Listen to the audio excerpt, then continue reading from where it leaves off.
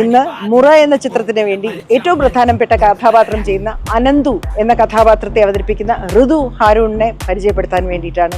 Now this is about you and this is about the 6 children. എന്നെ സംബന്ധിച്ച് children കൂടെ അഭിനയിച്ച ബോയ്സ്, അത് എന്റെ സ്വന്തം ബോയ്സ് ആയി, എന്റെ സ്വന്തം കൂട്ടുകാർ, എന്റെ സ്വന്തം ഫ്രണ്ട്സ് ആണ്. സിനിമയെ പറ്റി റേവിംഗ് കമന്റ്സ് ആണ് വരുന്നത് ചേച്ചി. സിനിമയെ അപ്രീഷിയേറ്റ് ചെയ്യുന്നതും എന്റെ പെർഫോമൻസിനെ അപ്രീഷിയേറ്റ് ചെയ്യുന്നതും. ഞാൻ എന്റെ ഫസ്റ്റ് പ്രോജക്ട് ചെയ്തപ്പോൾ എന്നെ അങ്ങനെ പറഞ്ഞായിരുന്നു ചേച്ചി. സെയിം അതുപോലെയാണ് ഇവന്മാരെയും പറയുന്നത്. സോ പക്ഷെ ചെയ്ത് എനിക്ക് ഇപ്പോഴാണ് ചേച്ചി എനിക്കൊരു ആ ഒരു ഇൻഹിബിഷനോ ഷൈനസ് ഫുള്ളി മാറി തുടങ്ങുന്നത് കാണാൻ പറ്റുന്നുണ്ട്. കപ്പേലയുടെ ഡയറക്ടർ മുഹമ്മദ് മുസ്തഫയാണ് ഡയറക്ട് ചെയ്തത്. സമയം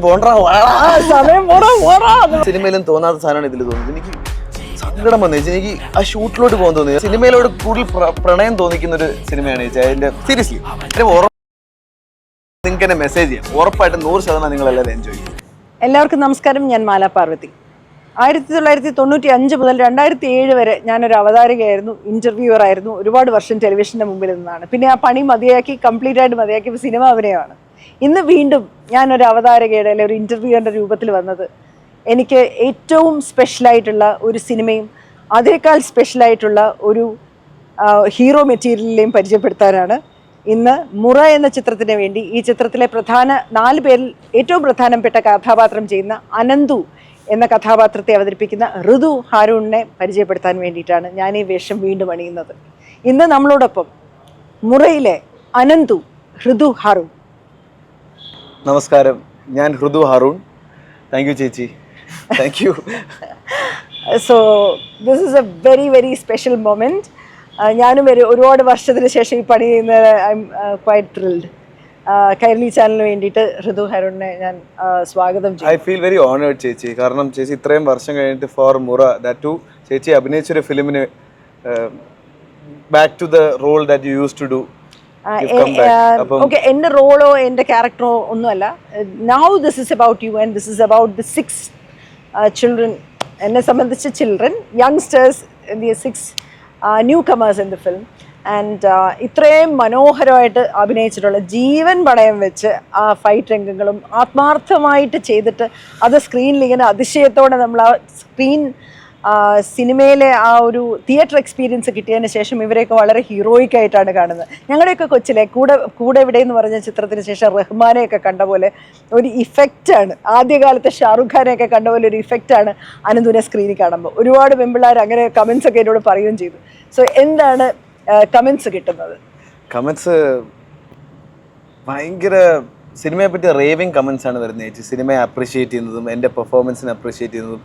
എനിക്ക് ഭയങ്കര ഹാപ്പി ഉള്ളൊരു കാര്യം എന്ന് പറയുമ്പം എല്ലാം ആസ്പെക്ട്സിനെ ആൾക്കാർ അപ്രീഷിയേറ്റ് ചെയ്യുന്നുണ്ട്. എന്ന് പറയുമ്പോൾ ടെക്നിക്കൽ ടീം, അതായത് എൻ്റെ കൂടെ അഭിനയിച്ച ബോയ്സ്, അത് എൻ്റെ സ്വന്തം ബോയ്സ് ആയി, എൻ്റെ സ്വന്തം കൂട്ടുകാർ, എൻ്റെ സ്വന്തം ഫ്രണ്ട്സ് ആണ്. കാരണം അവന്മാർ ആർക്കും എക്സ്പീരിയൻസ് ഇല്ല അഭിനയിക്കാൻ. പക്ഷെ അവന്മാർ കൂടെ വന്ന് ഇപ്പം എല്ലാവരും പറയുന്നത് അവർ ഫസ്റ്റ് ടൈമേഴ്സിനെ പോലെ അല്ലെന്നാണ് അവർ സ്ക്രീനിൽ കാണുമ്പം. അത് ഞാൻ എൻ്റെ ഫസ്റ്റ് പ്രോജക്റ്റ് ചെയ്തപ്പോൾ എന്നെ അങ്ങനെ പറഞ്ഞായിരുന്നു. സെയിം അതുപോലെയാണ് ഇവന്മാരെയും പറയുന്നത്. സോ എല്ലാവരും ഒരു സെയിം വൈബാണ്, എല്ലാവരും സെയിം ടോപ്പ് കിങ് വൈബാണ് ചേച്ചി. എല്ലാവരും അടിക്കുവാണെങ്കിൽ ടോപ്പായിട്ട് അടിക്കണം. അത് മുസ്തഫയ്ക്കും കണ്ണൻ ചേട്ടൻ എല്ലാവരും ചേച്ചി ആയാലും നമ്മളെല്ലാവരും സ്റ്റാർട്ടിങ് മുതൽ ഓർമ്മയില്ല ചേച്ചി. എല്ലാവർക്കും ആ ഒരു പവർ, ആ ഒരു കിങ് വൈബ്, എല്ലാവർക്കും ഒരു അടിക്കണം എന്ന് പറഞ്ഞൊരു സാധനമായിരുന്നു. ഋതുവിന്റെ ഫസ്റ്റ് ഫിലിം ഏതായിരുന്നു? ഫസ്റ്റ് വെബ് സീരീസ് ആയിരുന്നു ചേച്ചി, ക്രാഷ് കോഴ്സ് എന്ന് പറഞ്ഞിട്ട് വെബ് സീരീസ്. അതിനുശേഷം കാനിൽ പോയ സിനിമ all we imagine as light. കാനിൽ പോയിട്ട് ഒക്കെയാണ് നമ്മുടെ സിനിമയിലേക്ക് വന്നേക്കുന്നത്. അപ്പോൾ എക്സ്പീരിയൻസ്ഡ് ആക്ടറാണ്. പക്ഷേ ഒരു ക്യാരക്ടർ, ഒരു ക്രാഷ് കോഴ്സിൽ നിന്നും മുറയിലെത്തുമ്പോൾ ഒരു ആക്ടർ എന്നുള്ള നിലയ്ക്ക് എന്താണ് ഗ്രോത്ത് ഉണ്ടായി?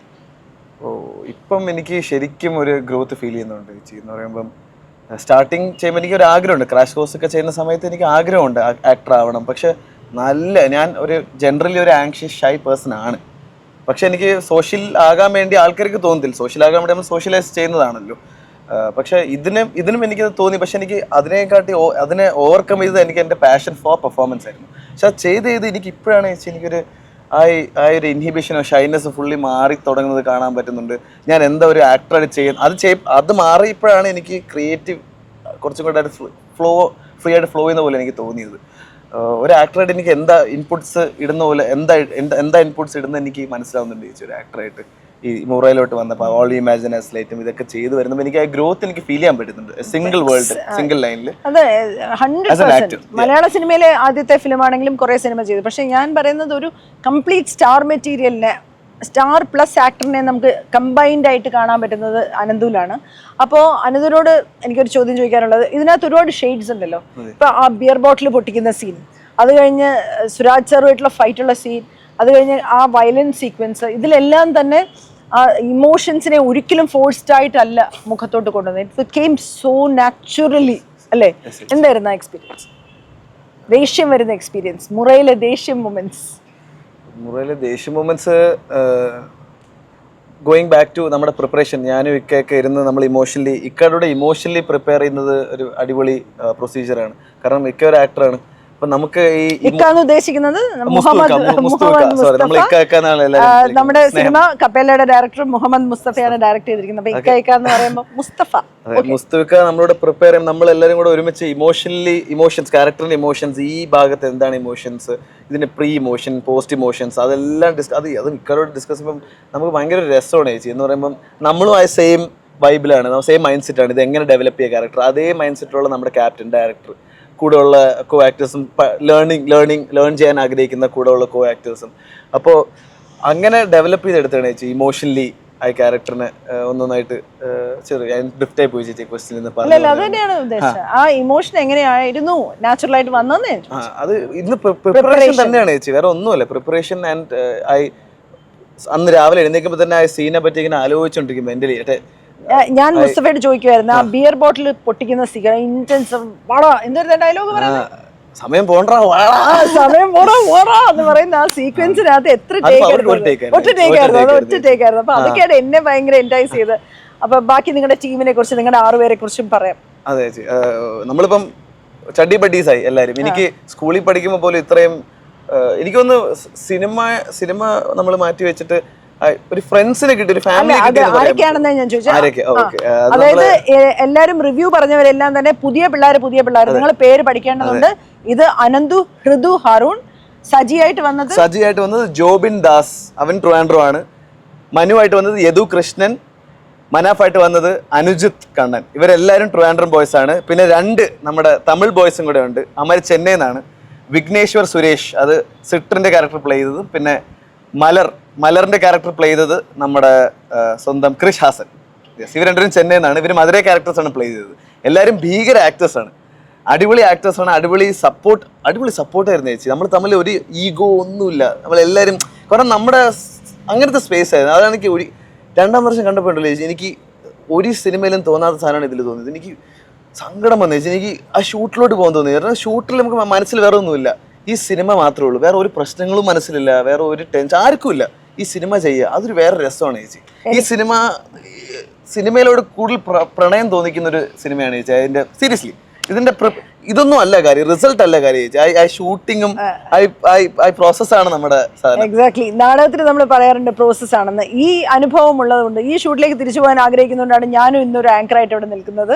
അപ്പൊ സിനിമ നിങ്ങൾ എല്ലാവരും പോയി തിയേറ്ററിൽ തന്നെ കാണണം. നിങ്ങൾ എല്ലാവരും ഉറപ്പായിട്ട് എൻജോയ് ചെയ്തില്ലെങ്കിൽ നിങ്ങൾക്ക് എന്നെ മെസ്സേജ് ചെയ്യാം. ഉറപ്പായിട്ട് 100% നിങ്ങൾ എല്ലാവരും എൻജോയ് ചെയ്യും. അത്ര വിശ്വാസമുണ്ട്. ഞങ്ങളുടെ ടെക്നിക്കൽ ടീമിനെ കുറിച്ച് പറയാൻ ഞങ്ങൾ മറ്റൊരു അവസരത്തിൽ വരാം. ഇന്നിപ്പോൾ നിങ്ങളോടൊപ്പം ഉള്ളത് Ananthu, Hridu, Haroon. Thank you. Signing off, Mala Parvathy. Thank U.